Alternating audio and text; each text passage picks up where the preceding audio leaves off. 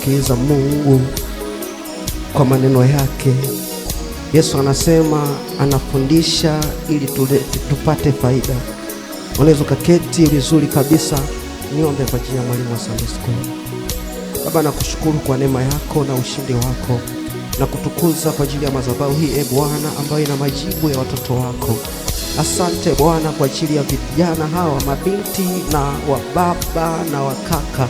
Asante Bwana kwa ajili ya wazee Bwana na watoto. Asante kwa ajili yangu Bwana, umetupa kibali cha kufika asubuhi ya leo mahali hapa Bwana. Tunahitaji kujifunza kwako Yesu Kristo. Asante kwa kutupa kibali, lakini Bwana bado tunahitaji kujifunza kwako.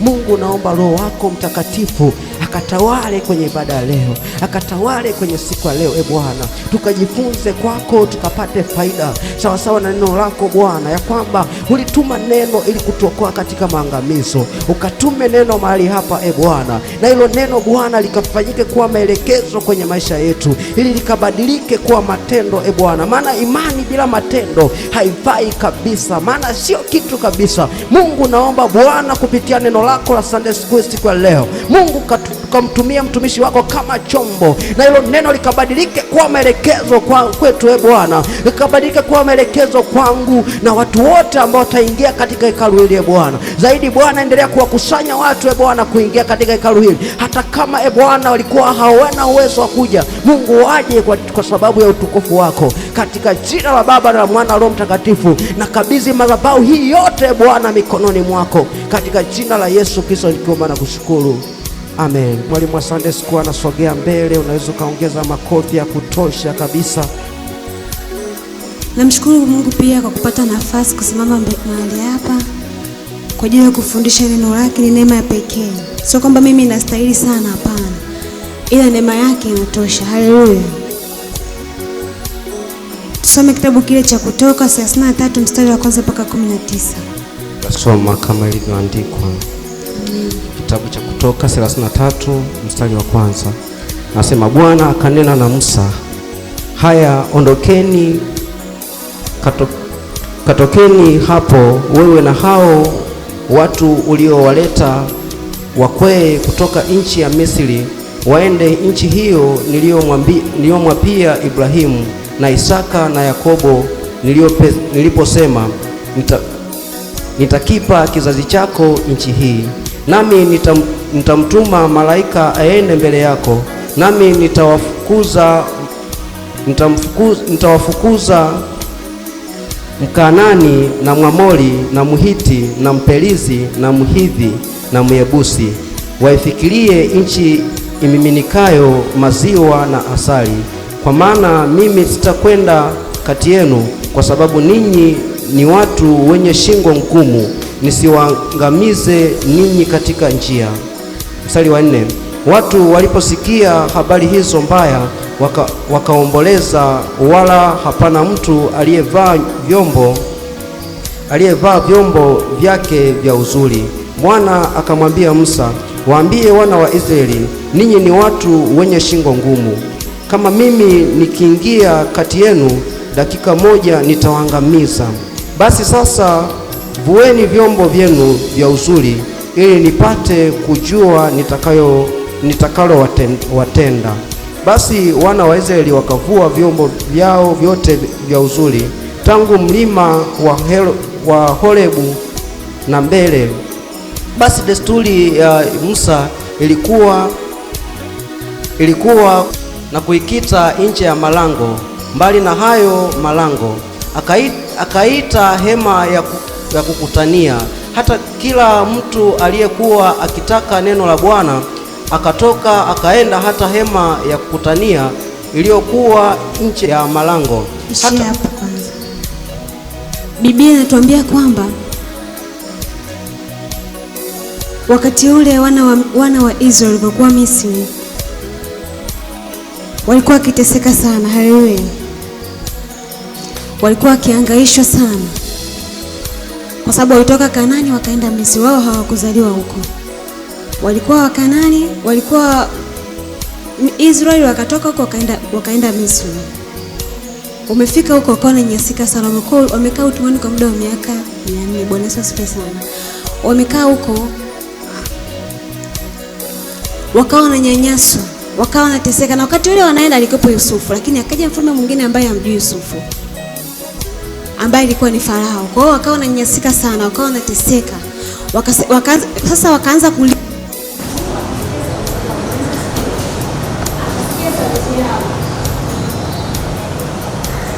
Akamwagiza Musa aende akaokoe wale Kwa kichwa cha somo unaweza kuandika kutembea na uwepo wa Mungu. Kichwa cha somo andika kutembea na uwepo wa Mungu. Musa akamwambia Bwana, umeniambia watu hao nitoke nao niende nao niwapeleke nchi uliyoifikiria wewe, kwamba ni nchi iliyojaa maziwa na asali. Ninawapeleka, nani atakaye kwenda naye? Mungu alikataa kwenda na wana wa Israeli kwa sababu walikuwa na shingo ngumu. Walikuwa ni watu ambao hawamsikilizi. Leo wanamsikiliza Mungu, kesho hawamsikilizi Mungu. Leo wanamheshimu Mungu, kesho hawamheshimu Mungu. Na ndio kanisa ambalo tuko nalo leo. Leo unakaa uweponi mwa Bwana, kesho haupo uweponi mwa Bwana. Leo unakaa kanisani, kesho haupo kanisani. Kwa hiyo tumekuwa ni watu ambao tunabadilika. Hatumheshimu Mungu tena. Hatueleweki. Tuko upande gani? Bwana Yesu asifiwe.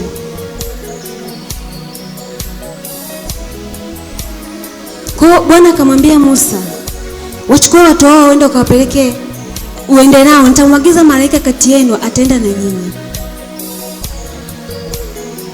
Musa akajiuliza kwamba sasa hawa watu wao ndio wameniambia niwatoe hapa niwapeleke nchi iliyojaa maziwa na asali.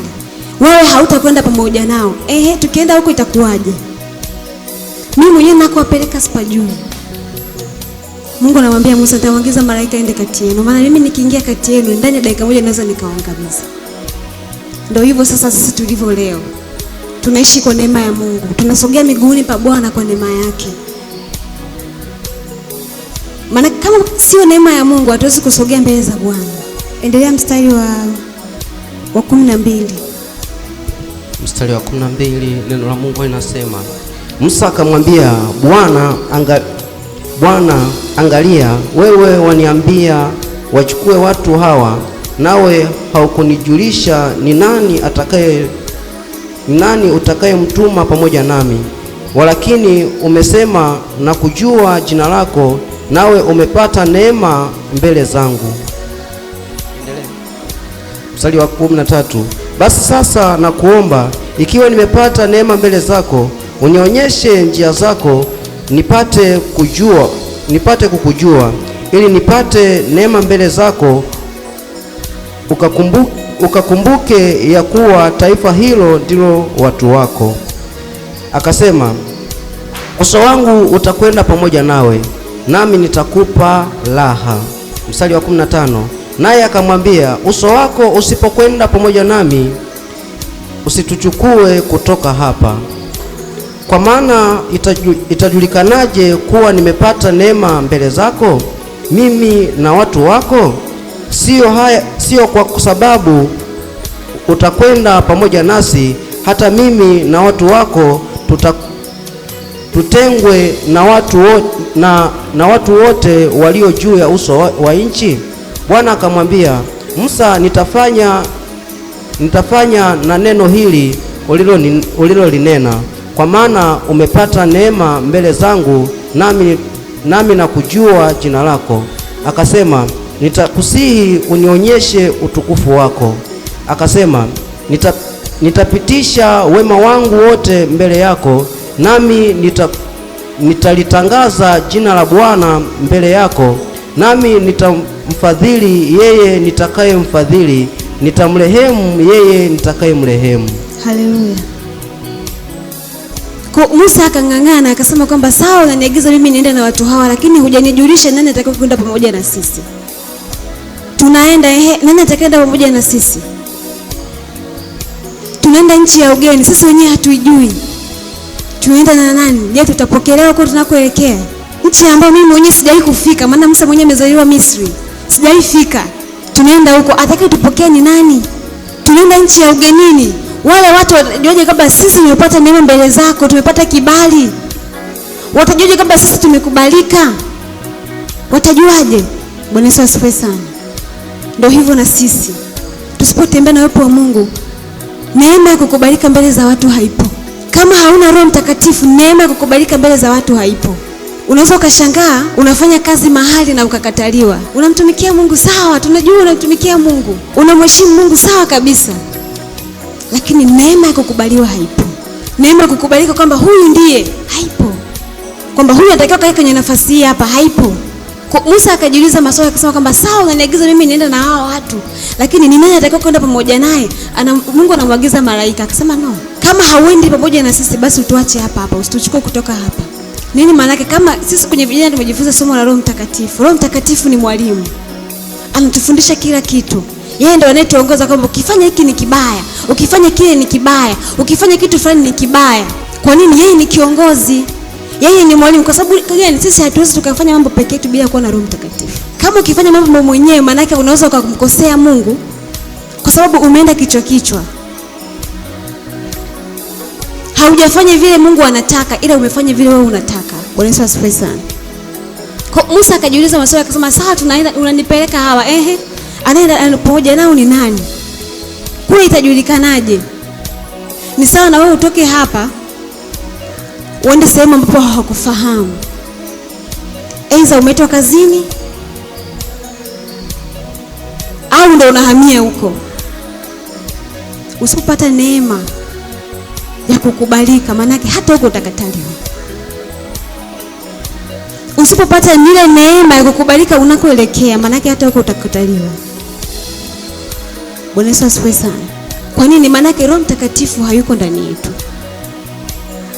Kwa nini Mungu alikataa kwenda na wana wa Israeli?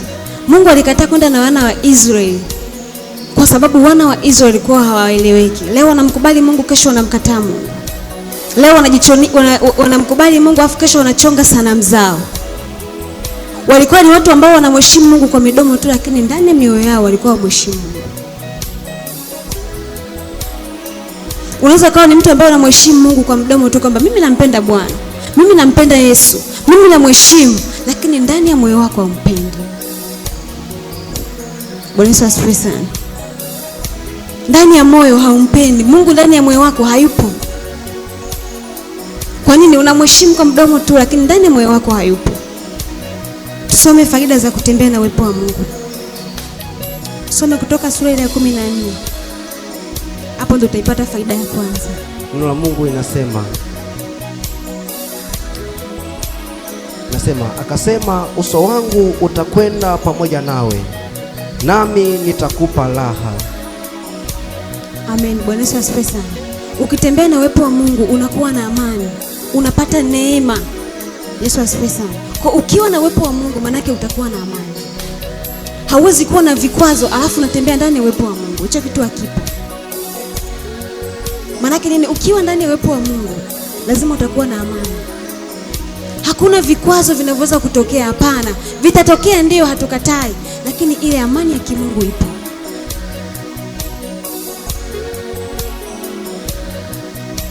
Makwazo hayana budi kuja, lakini amani ya Mungu ipo. Bwana Yesu asifiwe sana. Ngoja niwape ushuhuda wa binti mmoja ambaye mimi mwenyewe nimemshuhudia. Bwana Yesu asifiwe. Huyo binti alikuwa akikaa kwa ndugu yake. Ndugu yake ambaye ni babake mdogo. Yule binti alikuwa akimpenda sana Mungu. Alikuwa akimheshimu sana Mungu.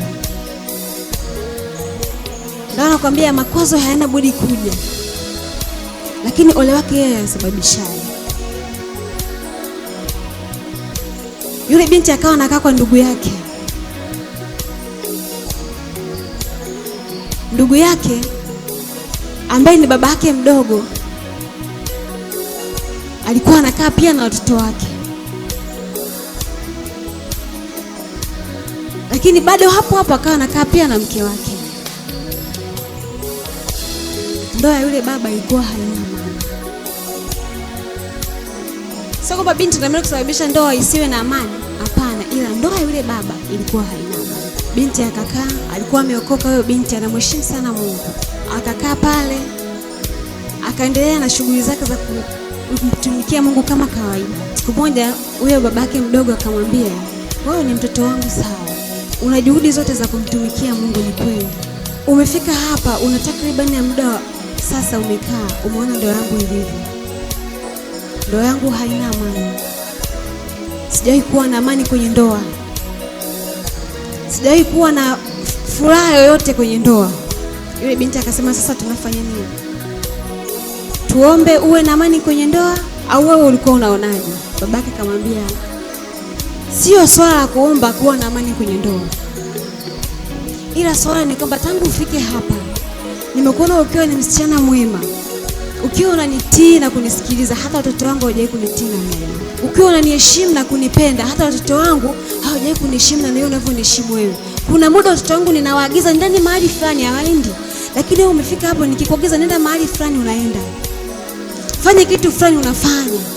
Wewe mwenyewe umekuwa ni shahidi, mke wangu ninakaa naye mahali hapa, lakini hatujawahi kuwa na amani hata siku moja.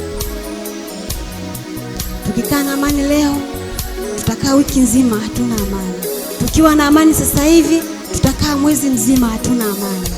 Yule binti akamwambia, sasa tuombe au wewe ulikuwa unasemaje?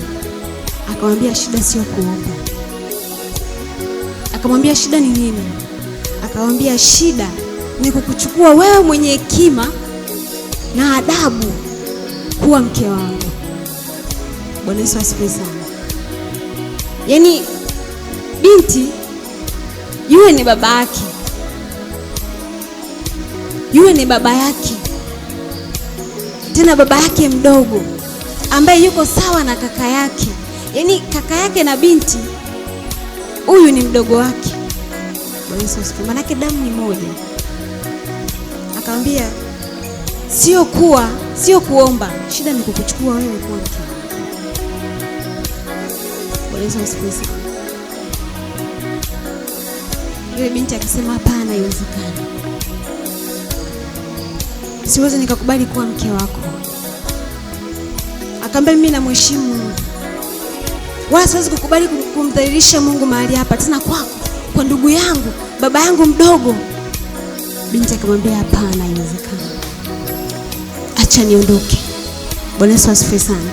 Kwa ukitembea na uwepo wa Mungu, makwazo hayana budi kuja, lakini ndani ya yale makwazo ndio kunakuwa na ile test. Shetani anakujaribu. Amen. Bwana Yesu asifiwe. Karibuni kwa ajili ya majibu. Amina. Bwana Yesu asifiwe. Naomba nijaribu. Kibali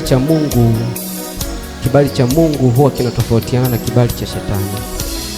Na tumesoma kwenye kitabu cha Danieli 2:19 pale. Danieli alifunuliwa siri za Mungu, yaani siri ya ndoto ya mfalme. Mfalme alikuwa ameota ndoto ameisahau, akafunuliwa. Kwa hiyo ili ujue kwamba umepata hiki kibali ni cha Mungu au hiki kibali ni mtego wa shetani, ni muhimu ukamwomba Mungu au anakufunulia. Maana Mungu ndiye anayeweza kusaidia kujua kwamba hiki kibali kinakupeleka kwenye dhambi au hakikupeleki kwenye dhambi. Hiki kibali kinasababisha mambo mazuri au mabaya. Cha muhimu ni kwamba umuombe Mungu ndiye akufunulie. Na Mungu huwa anafunua kwa njia nyingi. Kuna njia zingine huwa wengine wanaota ndoto, wengine tu moyo wako unakataa kufanya jambo fulani. Wengine tu yani unashangaa mawazo yako ya kwamba niende kwenye nipate kibali, niende kwa mtu kama huyu. Mawazo tu unaona yanakataa. Maana ni Mungu anakufundisha kwamba usiende hilo eneo. Amina. Kiongozi kwa ajili ya tiba na ndoa.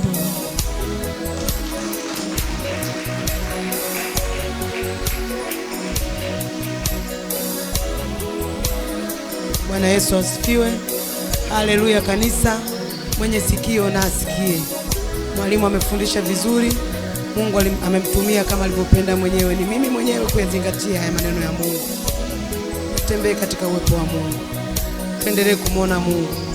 Hebu tuache kutegemeza. Naomba Shema asilete chombo kwa ajili ya kutegemeza hapa. Nitakuwa napigiwa instrumento.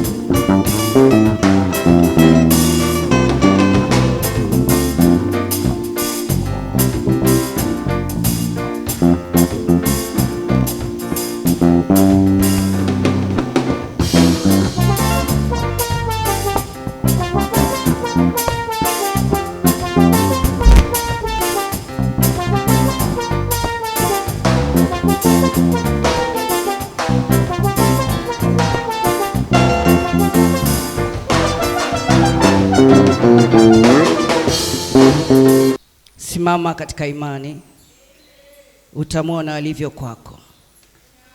Bwana Yesu asifiwe. Nimesimama mbele yenu nami nikiwa na sababu ya kumshukuru Mungu kwa matendo yake makuu. Siko kujisifu, bali namsifu Kristo ndani yangu, yeye anayefanya mambo ya ajabu sana. Ninataka kumshukuru Mungu kwa sababu Bwana alikutana nami nikiwa pale Moshi pamoja na mume wangu mwaka wa 75. Bwana ikampendeza kunichagua niwe mtoto wake. Huyu Yesu amekuwa ni mwaminifu kwangu, kama mimi nami nilivyojifunza neno lake, nikajilinda katika neema ya wokovu huu.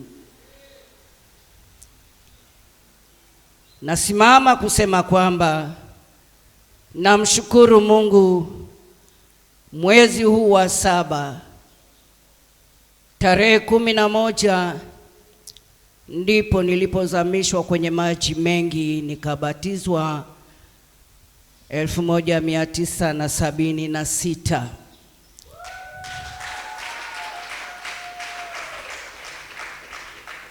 Kwa hiyo nimeona nisimame kumshukuru Mungu kwamba nina umri wa miaka 50 katika neema hii.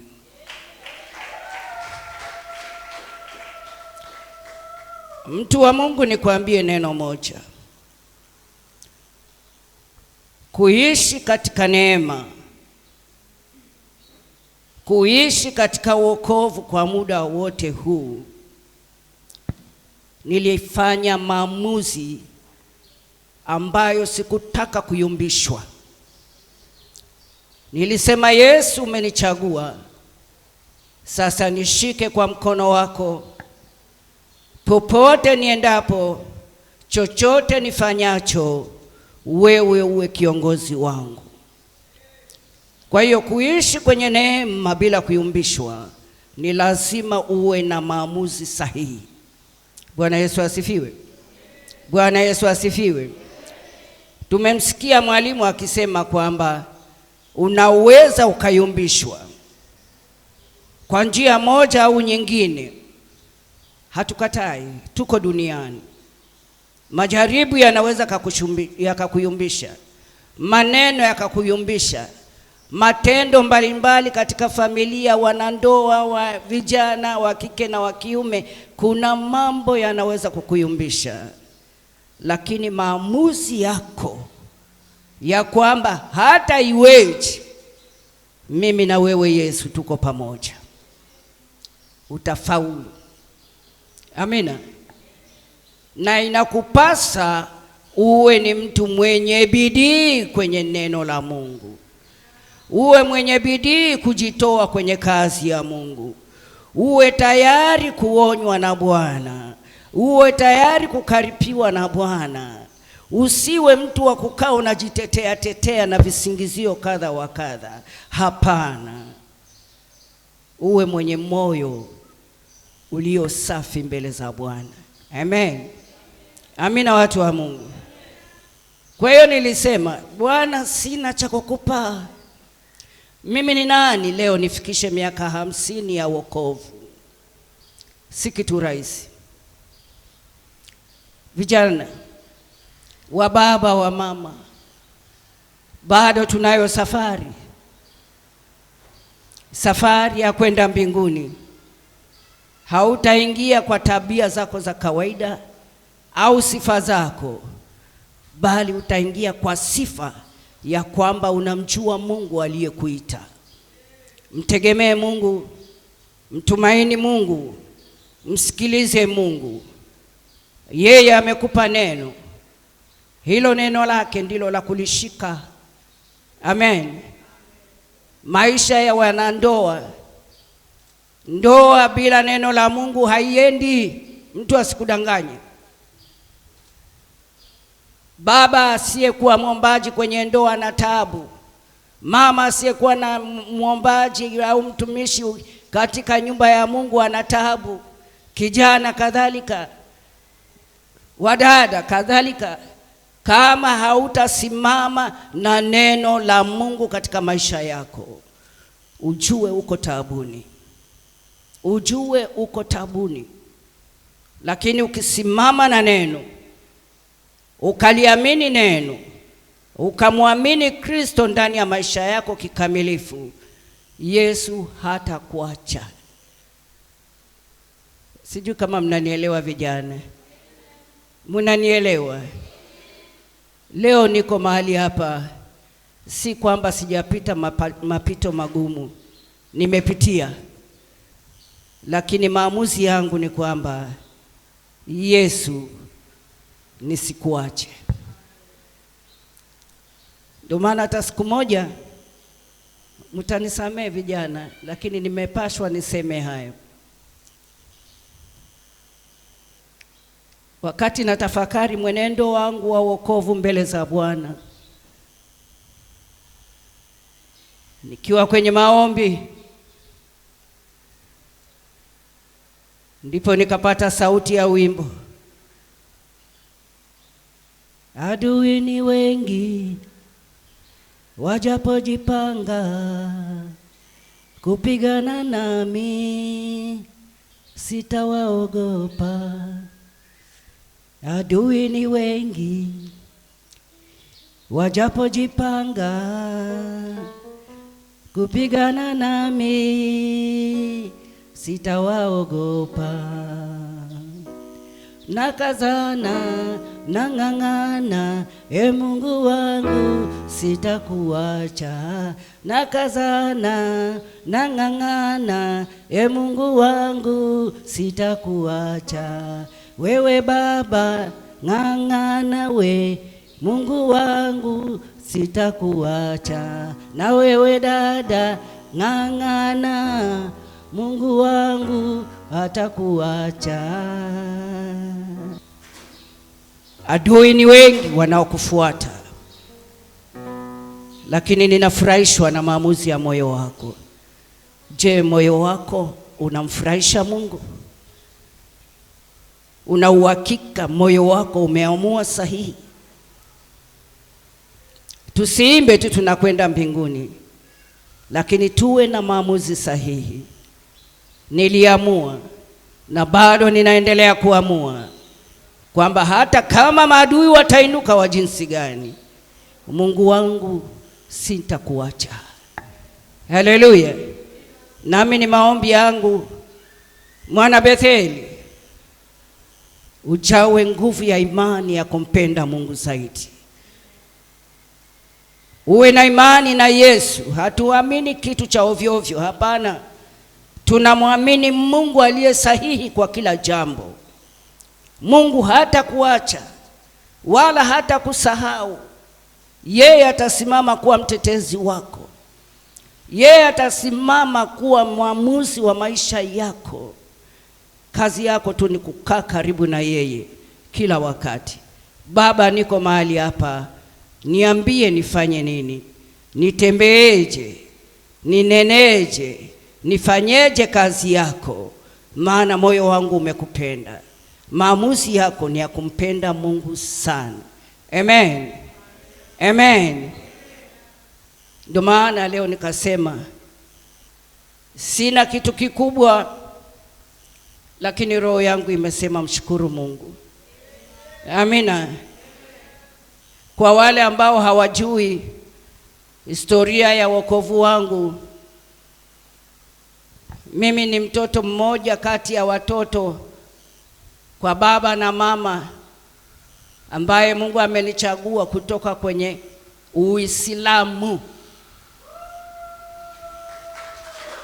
Basi nami nimkaribishe ili tu akubaliane na mpango wa Mungu katika ukatibu huo, asimame na Bwana. Karibu ndugu Joshua Mwasi.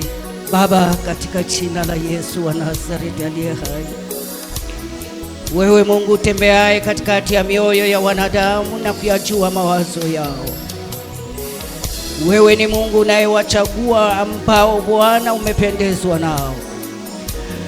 Ni wakati mwingine mzuri umechagua chombo ambacho kinakupendeza moyoni mwako Mungu, kama ulivyofanya kwa Daudi, ukasema nachagua mtu ambaye moyo wake unanipendeza. Baba, mtumishi wako huyu asubuhi ya leo amekubali machoni pako kuwa chombo kwa ajili ya utukufu wako. Mtie nguvu wewe mwamba wa uzima, mtie nguvu na hekima na ufahamu. Akubali na kukutii wewe, ya kwamba umemwita sio mwanadamu, sio mchungaji wala wazee wa kanisa, bali ni Roho yako iliona vyema umpake mafuta sasa kwa ajili ya kazi yako. Mwezeshe Bwana. Atakutana na majaribu mengi, yamkini maneno, yamkini kelele mbalimbali. Mpe kusimama imara kuangalie wewe, katika jina la Yesu. Kwa uaminifu wa moyo wake machoni pako, usimpungukie katika kumbariki. Mfungulie malango ya yale yaliyofungwa na yule adui. Baba, haja za moyo wake zikajulikane machoni pako. Wewe ukasimame kuwa mtetezi wa nyumba yake, ndoa yake na familia ambayo Bwana unaenda kuitengeneza sasa. Kwa jina la Yesu ninamkabidhi mikononi mwako, na Roho wako Mtakatifu akamfunike kwa uweza na nguvu, katika jina la Yesu.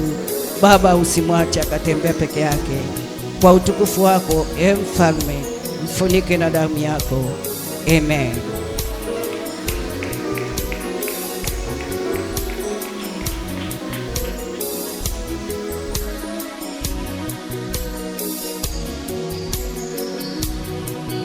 Tumepata shuhuda. Mtumishi wa Mungu, mchungaji wetu, Mungu aendelee kukutunza, aendelee kukupigania. Amina. Basi wakati huu ni wakati wa kumbariki Mungu wetu kwa matoleo.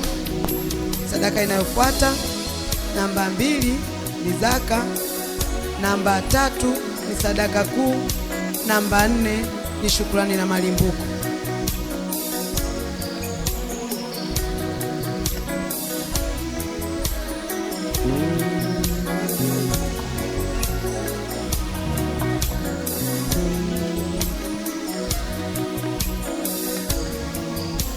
Haleluya.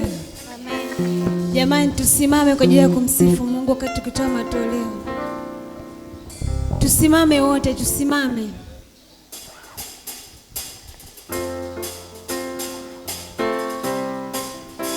Haleluya.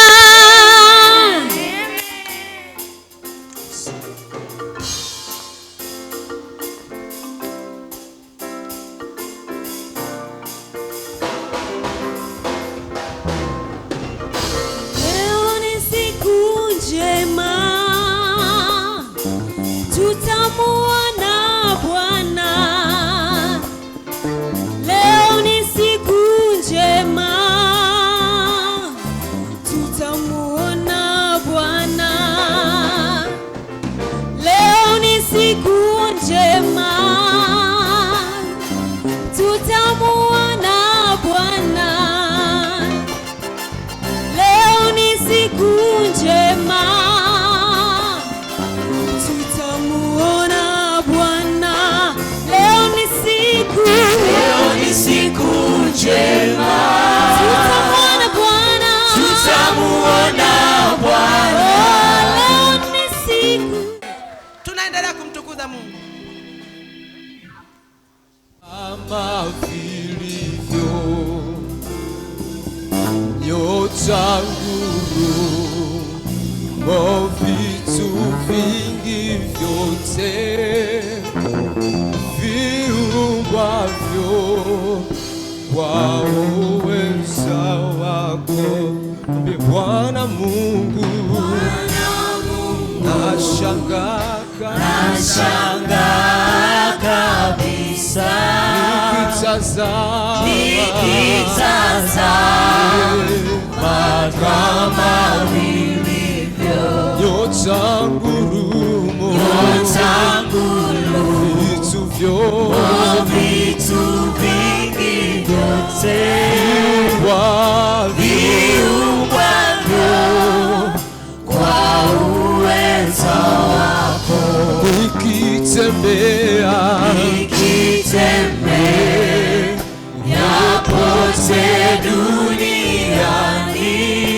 ndege huimba, maana wasikia. milima nayo hupendeza macho sana, upepo nao unafurahi.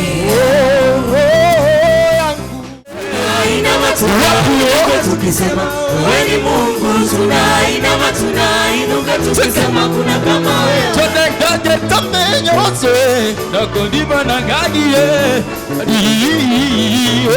hakuna kama wewe. Tunainuka tukisema wewe ni Mungu, tunainuka tukisema kuna kama wewe.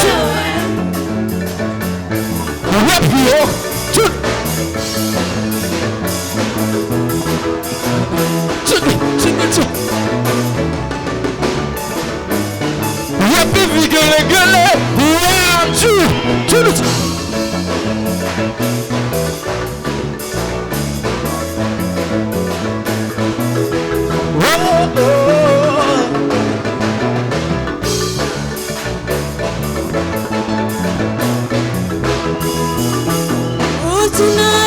tunainuka tukisema wewe ni Mungu, tunainuka tukisema kuna kama wewe.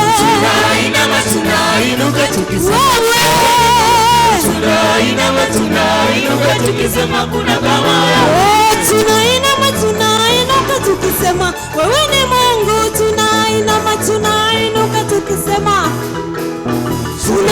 tunainuka tukisema wewe ni Mungu, tunainuka tukisema kuna kama wewe.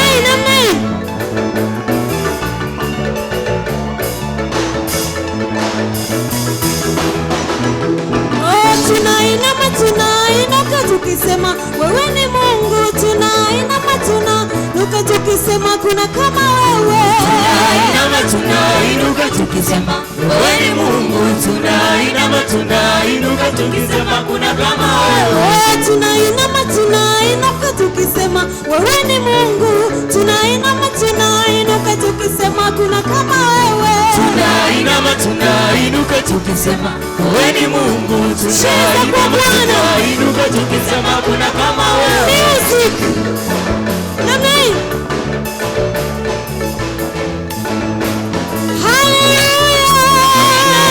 Hallelujah.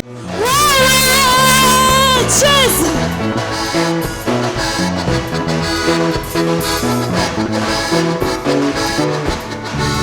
wapi vigelegele, watu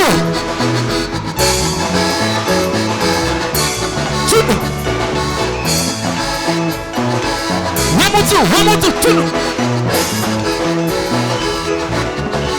wenele wamote watu.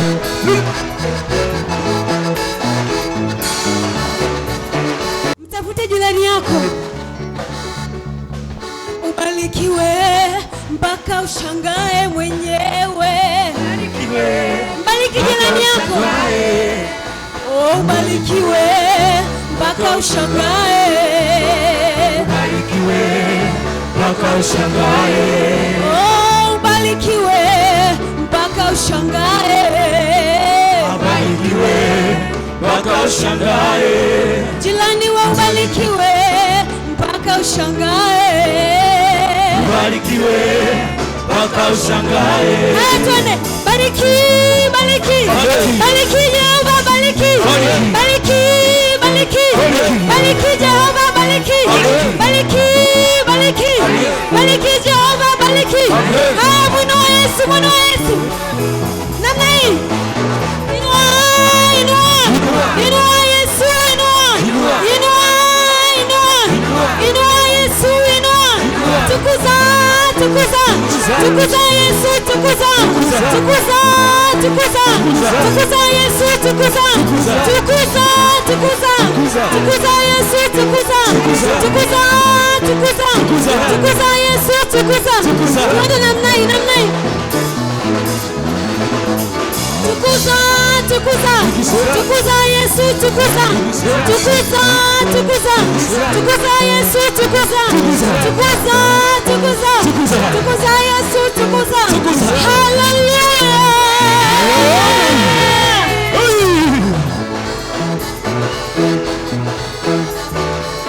Nakuinua yale uyatendayo ni makuu mno. Fadhili zako za milele haufananishwi na chochote. Wewe ndiwe uliye mwanzo tena. Everybody say Mungu wangu, say Mungu wangu tunakusifu. Yes. Mungu wangu nakuinua zako za milele haulinganishwi na chochote. Iwe uliye Omega. Mungu wangu Mungu wangu ninakusifu. Mungu wangu nakuinua. Yale uyatenda Na wakati huu Mungu, tunakuinulia sauti zetu za shukurani, tukisema ni wewe peke yako unayetenda mambo makuu katikati ya mioyo yetu. Tuende kwa nani Bwana? Tunakuja kwako mwaminifu, tunaendelea kukaa miguuni kwako tukisubiri sauti yako Bwana. Ukanene nasi Mfalme, umenena nasi toka mwanzo, yatupasa kukaa katika uwepo wako Baba. Ni kwa neno lako, neno lako litatufanya tukae uweponi mwako. Neno lako litatufanya tuwe na nguvu ya kuvumilia. Neno lako litatufanya na kuwa na nguvu ya kuamini uweza wako Baba. Asante, asante kwa baraka zako, asante kwa uweza wako. Katika jina la Yesu tunajiweka mikononi mwako, amen. Neno ndilo litakalokufanya ushinde yote. Bwana Yesu asifiwe. Basi utafungua na mimi kitabu cha Mika sura ya 6. Nitasoma mstari wa 8 mpaka mstari wa 10. Biblia inasema namna hii. Kitabu cha Mika sura ya 6 mstari wa 8 mpaka mstari wa 10. Biblia inasema, usifurahi juu yangu adui yangu, niangukapo nitasimama tena, nikapo gizani Bwana atakuwa nuru yangu. Nitaivumilia ghadhabu ya Bwana kwa kuwa nimemwasi, hata atakaponitetea shutuma yangu na kunifanyia hukumu. Atanileta nje kwenye nuru, nami nitaiona haki yake.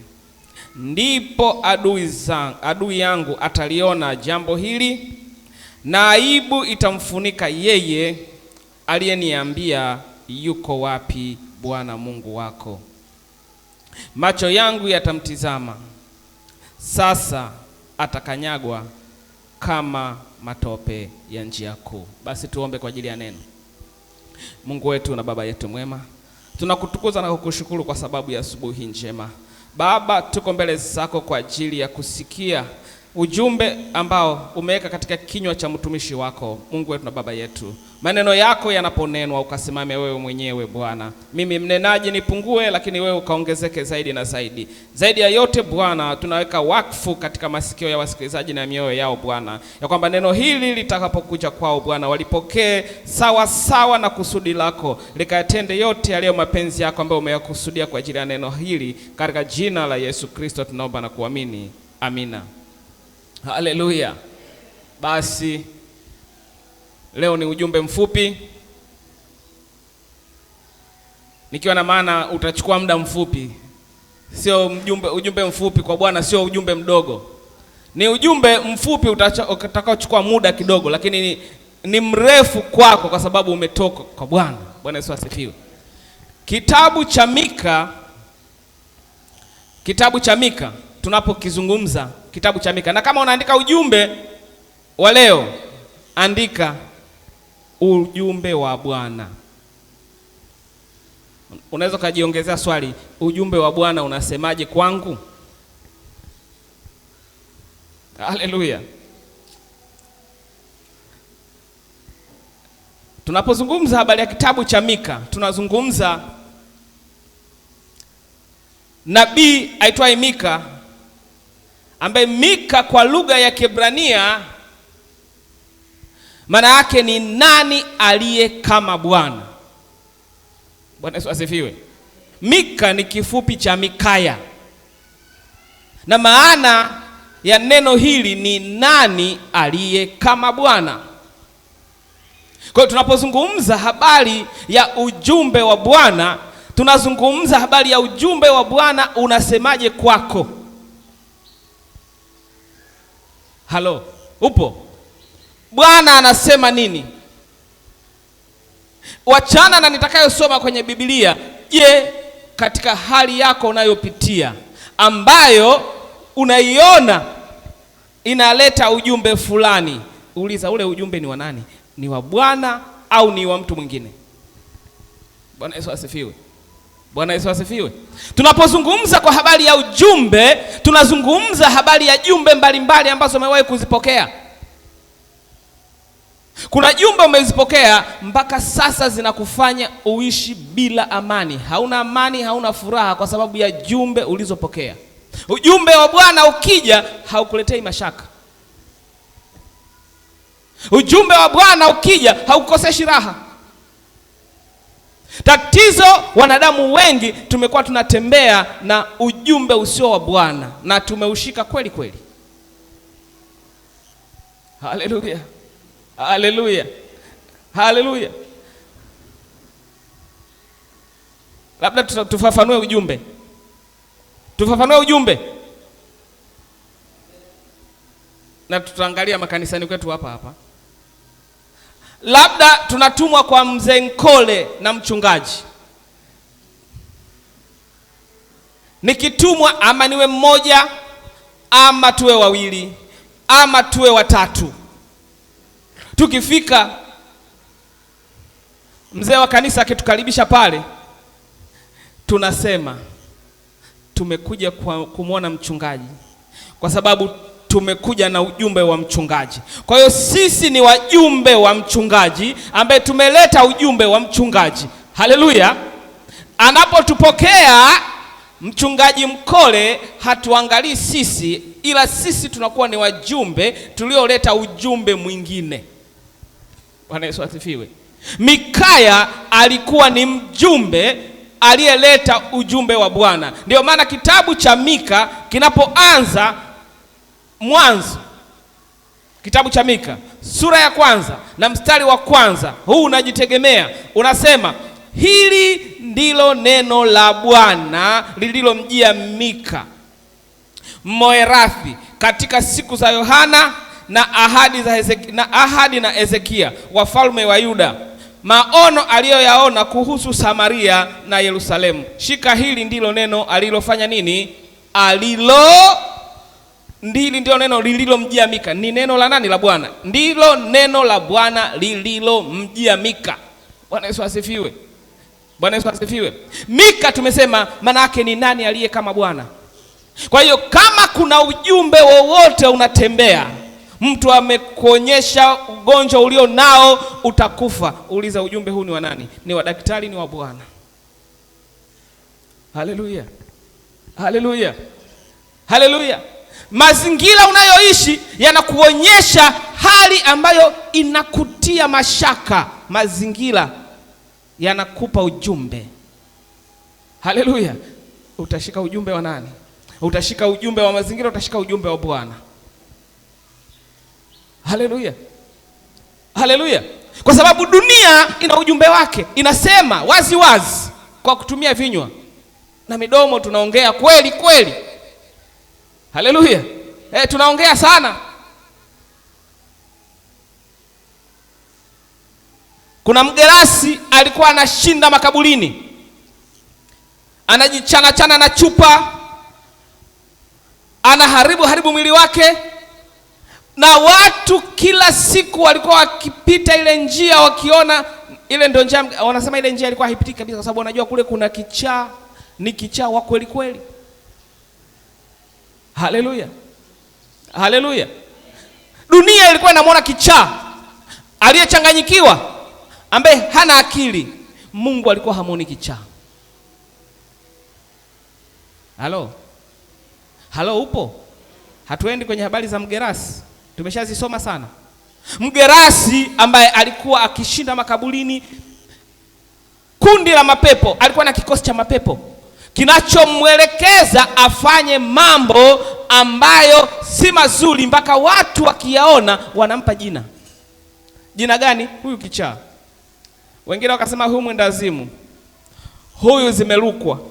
Bwana Yesu asifiwe. Lakini ndani yake Mungu aliye hai alikuwa anaona huyu ni askofu, alikuwa anaona huyu ni mtumishi wangu, alikuwa anaona huyu ni mtumishi wa Mungu. Na mwisho ujumbe wa Bwana ndiye uliyeshinda.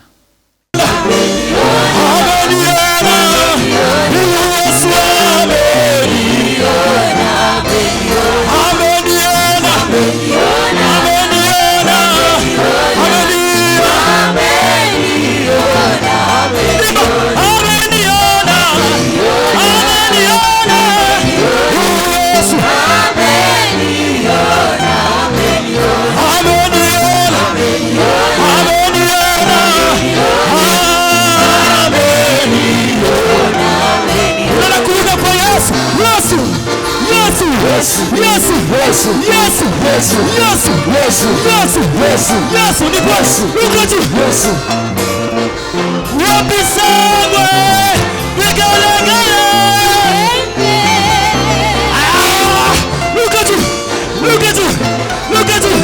Look at you. Inua kitambaa chako kwa Bwana.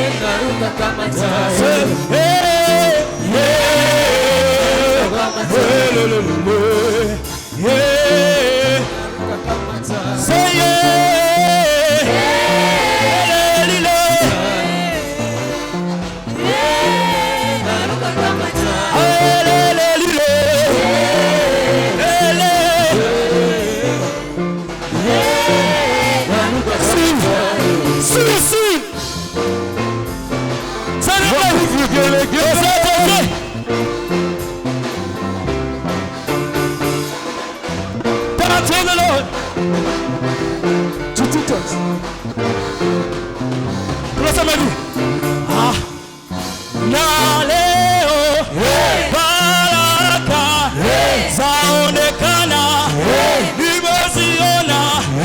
Na leo baraka zaonekana, nafurahia. Haleluya. Praise team, Mungu awabariki sana. Mungu awalinde, Mungu awachunge, Mungu awape yaliyo mahitaji ya mioyo yenu. Semeni amina. Mtakatifu, wewe unaistahili kuabudiwa. Tumekuwepo nyumbani mwako, tumekuita wewe asubuhi, tumekusikia ukisema nasi kwenye Sunday School, tumekusikia Mfalme milele kipindi cha sifa. Tumeliinua jina lako, tumelitukuza jina lako, tumesema wema wako, tumesema ukuu wako, tumezitaja hata zile baraka ambazo wewe unaziachilia kwetu. Baba, asante hata kwa neno lako, neno kuu ambalo Bwana wa majeshi mtakatifu, kwa habari ya ujumbe unaotoka kwako. Baba Mfalme, asante hata watu wako walioingia nyumbani mwako mtakatifu kukuabudu wewe hawakuja mikono mitupu, bali walitafakari ni nini waingie nacho nyumbani mwako, Mfalme. Maana ni neno lako Bwana umesema tusiingie nyumbani mwako mikono mitupu. Wana wako Bwana wamekuja mbele zako wakiwa na sadaka, wengine wana shukurani, wengine wana zaka, ambazo Bwana wewe ulisema ya kwamba takapobarikiwa, takapofanikiwa katika kazi zetu, katika biashara zetu, Bwana tusisahau kutoa zaka. Baba, watu wako Mfalme wamekutii wewe, wamekuja na zaka, wamekuja na sadaka, wamekuja na shukurani nyumbani mwako, wameleta mbele zako Bwana. Baba, katika jina la Yesu Kristo, ukazipokee sadaka hizi, ukazipokee mikononi mwao, ukazipokee kutoka mioyoni mwao. Baba mtakatifu, ukazitakabali Jehova, zikafanyike sababu ya kuinuliwa kwao katika jina la Yesu, zikafanyike sababu ya kuongezeka kwao kibiashara katika jina la Yesu. Baba mtakatifu, kama ulivyosema, hakika wewe utafungua madirisha, utaacha milango wazi, milango ya baraka kwa watu wako waliotii sauti yako. Baba, ninaamini neno lako litakwenda kutimia kwa watu wako Bwana, waingiapo watokapo Mfalme. Baraka hizi kama ulivyosema katika kitabu cha Kumbukumbu la Torati mstari wa 1 na wa 2, ya kwamba baraka hizi zitaambatana nao, zitawafuata na kuwapata pale watakapotii neno lako. Baba, asante kwa sababu Mfalme milele watu wako wametii neno lako. Kwa Yesu Kristo mwana wa Mungu aliye hai, ninaomba na kiamini haya ya kwamba Bwana hutawaacha wala kuwapungukia, katika jina la Yesu, amen.